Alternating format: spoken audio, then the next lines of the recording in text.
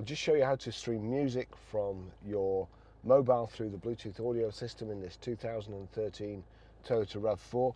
First of all, we go to music. I'm going to turn that down, but see at the bottom there, Toyota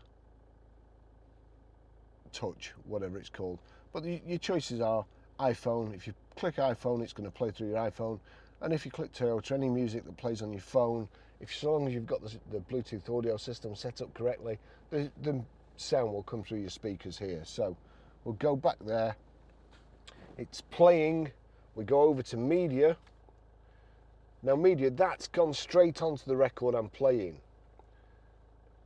But it won't necessarily do that. If you click media again, you'll see there's your choices, AM, FM, DAB. So for instance, if it was on DAB and you wanted to play, click play, go over to media, and then we select Bluetooth.